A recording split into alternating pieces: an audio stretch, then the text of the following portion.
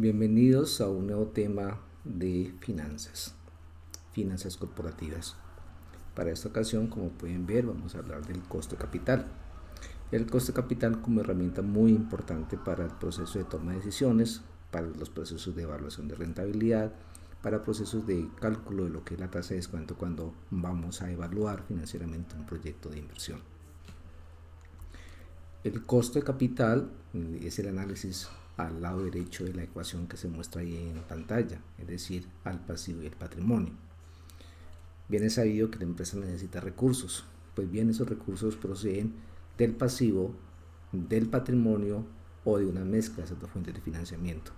Por lo tanto, es muy importante conocer, ¿sí?, cuáles son los componentes de la deuda y cuáles son los componentes del patrimonio que entran a participar en ese financiamiento que tiene toda empresa.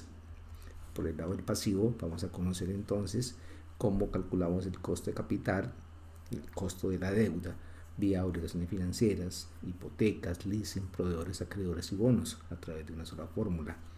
Aquí es importante conocer entonces la tasa de la deuda con el fin de mirar, entre otros aspectos, los beneficios que tienen los empresarios cuando se apalancan financieramente.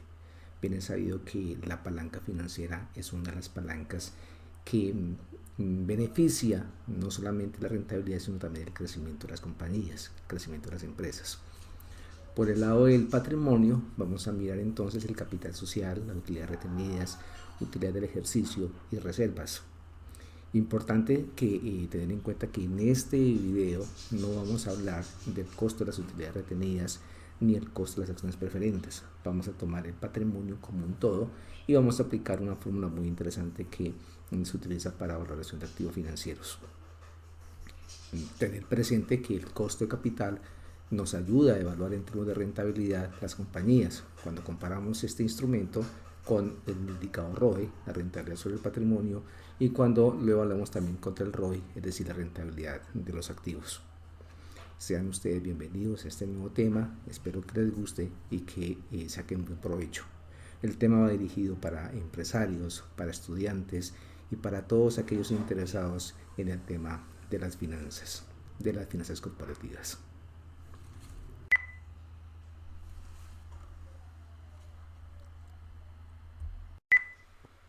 Siempre que vayamos a analizar el costo capital, es importante hacer un análisis sobre la estructura financiera de la empresa. Iniciemos entonces con lo siguiente. El patrimonio tiene un valor de 164.104 millones de pesos. Los pasivos representan o tienen un valor de 174.578 millones de pesos. Podemos apreciar acá que tanto el patrimonio como los pasivos no corrientes conforman la estructura de capital. La estructura de capital que siempre es de largo plazo. Las deudas de corto plazo, cuyo vencimiento es menor o igual a un año, siempre se consideran como deudas de corto plazo. Esos aspectos son claves porque la tasa de interés para el caso del pasivo y el patrimonio pues va a estar siempre ligada al tema de los vencimientos que tienen tanto las obligaciones como el tema del patrimonio. Si lo resumimos, la estructura financiera entonces representa el pasivo total representa el 52% de esa estructura y el patrimonio representa el 48%. Dicho de otra forma, 52 centavos por cada peso de financiamiento son de pasivos y 48 centavos por cada peso de financiamiento son de patrimonio. En lo que tiene que ver con la distribución de la deuda, solamente el pasivo, según el vencimiento, podemos apreciar que el 46% son pasivos corrientes y que el 54% son pasivos no corrientes. Podríamos llegar a una conclusión acá. La conclusión es de que la empresa se financia principalmente con recursos de largo plazo, tanto patrimonio como pasivos no corrientes. Ya la distribución del patrimonio, que es muy interesante también para efectos de costo de capital, vemos que el 12% está representado en el capital suscrito, el 6% en otras reservas y el 82% en resultados acumulados. La empresa viene acumulando durante varios periodos seguidos, a excepción del año 2020, donde hubo una pérdida.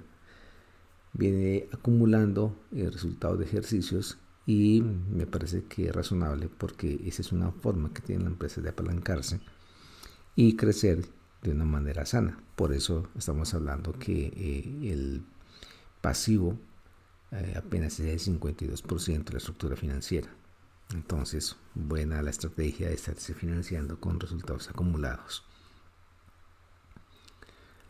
Para analizar el costo capital es importante entonces analizar tanto el costo del patrimonio como el costo de la deuda. Vamos a iniciar entonces con el costo del patrimonio. Para determinar el costo del patrimonio es importante tener en cuenta los siguientes aspectos. Vamos a utilizar el modelo de evaluación de los activos de capital o método CAPM por sus siglas en inglés. Este método de evaluación de los activos de capital es un modelo que se basa en la proposición de que cualquier tasa de rendimiento requerida sobre una acción es igual a la tasa de rendimiento libre de riesgo más una prima de riesgo, donde este refleja la diversificación. Quizás en otro video que será más adelante se explicará con mayor profundidad este detalle. Para usar el modelo de evaluación de los activos de capital, lo vamos a hacer de la siguiente manera. El primer paso es estimar una tasa libre de riesgo, la cual se toma generalmente como la tasa de bonos del Banco de la República. En esta ocasión vamos a tomar bonos a 10 años suponiendo una tasa de interés del 8%. Como segundo paso, vamos a estimar el coeficiente beta de una acción y esta la vamos a usar como un índice de riesgo de la acción. De esta forma vamos a analizar entonces el concepto de rentabilidad y riesgo. El paso número 3 es estimar una rentabilidad del mercado.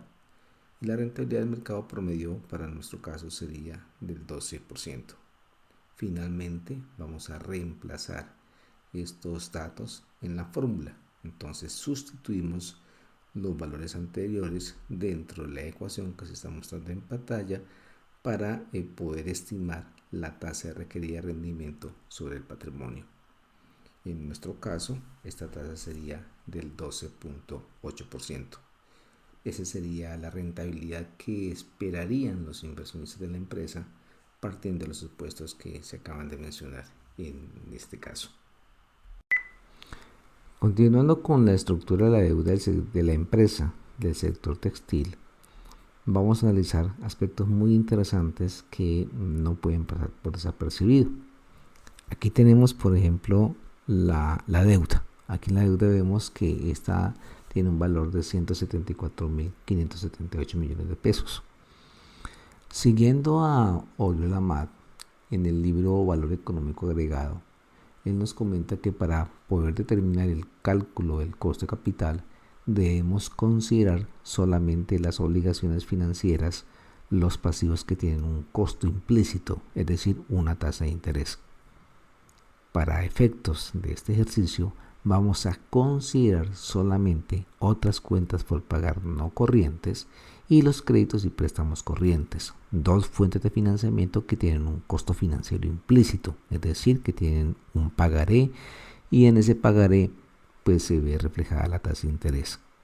Las otras partidas que aparecen en rojo vamos a partir del supuesto que no tienen un costo financiero, es decir, no tienen una tasa de interés dentro del documento que se ha firmado como respaldo de alguna obligación. Frente a esos detalles, entonces, llegamos a la siguiente conclusión. Los pasivos totales que tienen costo financiero ascienden a 89.244 millones de pesos. Está representado en otras cuentas por pagar no corrientes con 74.566 millones de pesos y créditos y préstamos corrientes con 14.678 millones de pesos. para efectos de calcular el costo de la deuda de la empresa del sector textil, entonces vamos a considerar esas dos obligaciones. La primera obligación, sí, son otras cuentas por pagar no corrientes, y la segunda, créditos y préstamos corrientes.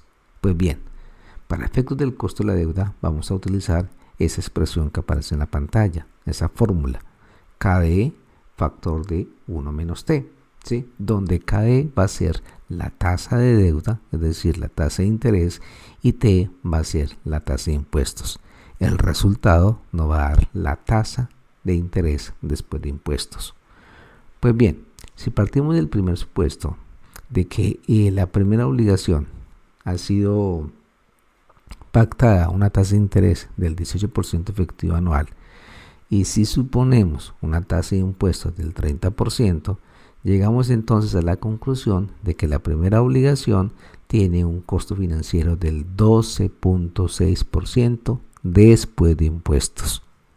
La segunda obligación, es decir, los créditos y préstamos corrientes, van a tener una tasa de deuda del 10% efectivo anual. Si consideramos nuevamente una tasa de impuestos del 30%, llegamos a la conclusión de que la tasa de esa obligación después de impuestos sería del 7%. Importante, reitero, tener presente la tasa de impuestos del 30%. Es importante analizar que para efectos tributarios la deuda tiene sus beneficios, y eso se ve reflejado en la parte deducible que tiene la tasa de interés, ¿sí? El ver cómo un 18% pasa al 12.6% y un 10% cae al 7%, nos demuestra que para efectos de inversión, para efectos de dinamizar toda la parte productiva del país, el gobierno concede unos beneficios tributarios cuando los empresarios utilizan la deuda. Como resumen del costo de la deuda y el costo del patrimonio, entonces llegamos a lo siguiente. Aquí tenemos los pasivos totales.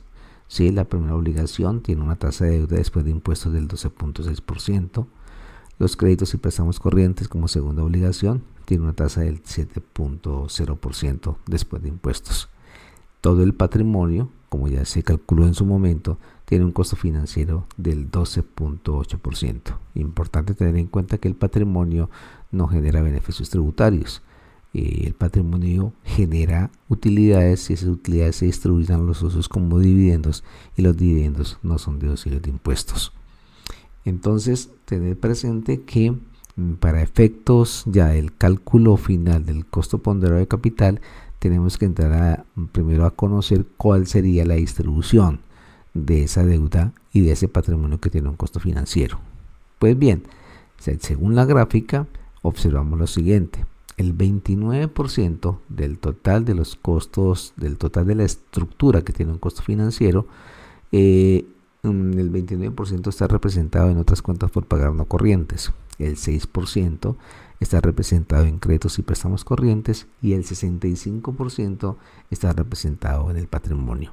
Esa es la estructura de financiamiento que tiene un costo financiero para la compañía, para la empresa.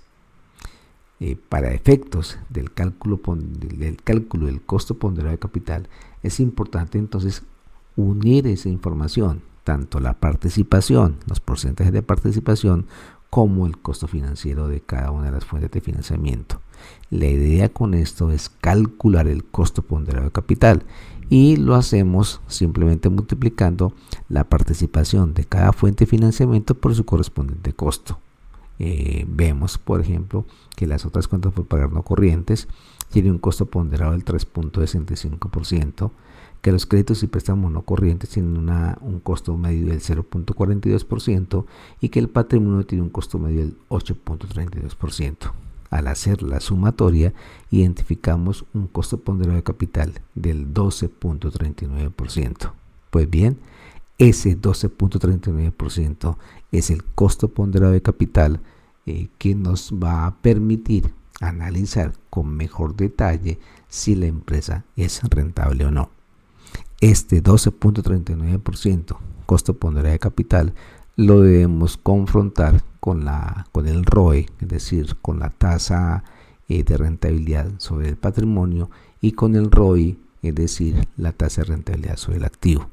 Para efectos de rentabilidad, de hacer verdadero análisis de rentabilidad, repito, tenemos que analizar estos tres indicadores: el ROE, el ROI y el costo ponderado de capital. De esta forma se calcula ese método conocido como WACC, ¿sí?, en sus siglas en inglés, o costo ponderado de capital. Una medida muy interesante para poder analizar, reitero, si la empresa es rentable o no.